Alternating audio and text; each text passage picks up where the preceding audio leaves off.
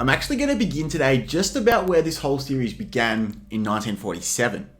China is firmly in civil war at this point, but has overcome the threat of Japanese invasion after their empire was brought to an end in 1945. Japan's empire had stretched across the South China Sea, and the world was in the process of renegotiating that territory. In earlier conferences like Cairo and Potsdam, the Allies had arranged for territories like Manchuria to be returned to China. And so in 1947, the Chinese actually took it one step further and drew up 11 dash points of territory in the sea that could be reclaimed, so to speak, in the spirit of these conferences. Fast forward 5 years into the future, and in 1952, Mao's Communist Party had been in power for around 3 years after defeating Chiang Kai-shek to become the People's Republic of China. The new PRC kept most of the 11 dash points of territory, but they cut it to now just 9 dash points. And after evacuating to Taiwan, Chiang Kai-shek's government also claimed those same 9 dash points of territory into the South China Sea. You may ask, what does this have anything to do with the modern policies of Xi Jinping? I'd answer, everything. Hello there. Okay, so today we're going to be covering China's expansion into the South China Sea, and if you haven't already, make sure to subscribe so that you don't miss a single China video, and so that you can understand the context of the world's biggest geopolitical issue. Also, today's subject matter is quite contentious, so make sure to waste your day by getting in a comment war with a stranger below. For real, I love our community of people wanting to understand the biggest issue of the next decade, so do make sure to leave a comment with your thoughts. So for context of the series so far, we've covered China from 1949 up until the present day with Xi Jinping. And now we're looking at each major policy issue that Xi Jinping has faced since he came to power in 2013. We've covered the anti-corruption campaign and the Belt and Road Initiative, and so today we reach the South China Sea. Now, this sea is extremely important for several reasons. Firstly, $3.4 trillion passes through the South China Sea annually. That's 1/3 of the world's maritime trade.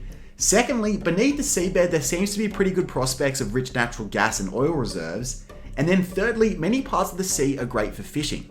So basically, this is the golden snitch of waterways, and unsurprisingly, China's not the only one who's wanted authority over the South China Sea.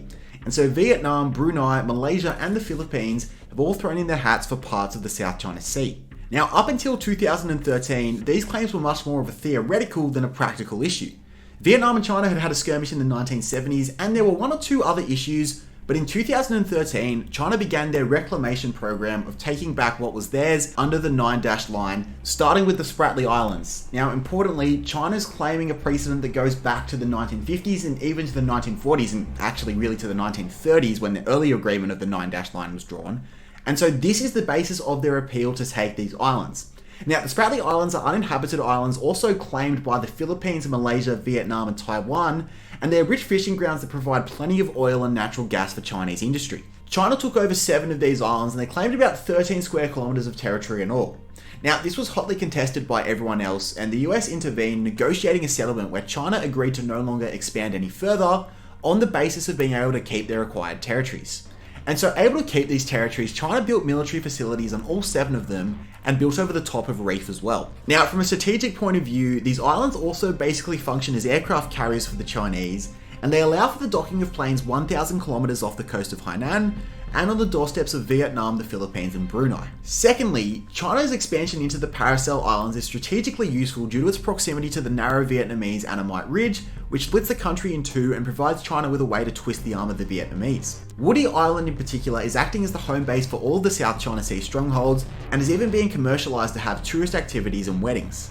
The third set of islands, well in this case a set of rocks and reefs that we're going to look at, is the Scarborough Shoal over here.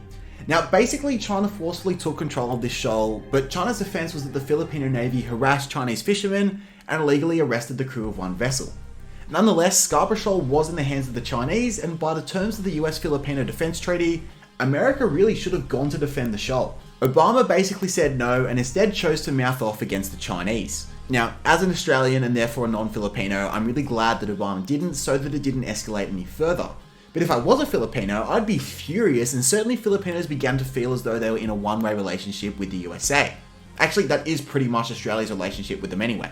The Philippines took China to the International Arbitration Tribunal, where the tribunal sided with the Philippines and actually went one step further, declaring that the Spratly Islands were rocks and not islands. So why does that even matter? Well, by international law, which admittedly for a superpower is about the same as your mum saying, "I'm not mad, I'm just disappointed," Islands are legally entitled to a 370-kilometre free economic zone around the island, in which they have complete free control over the resources.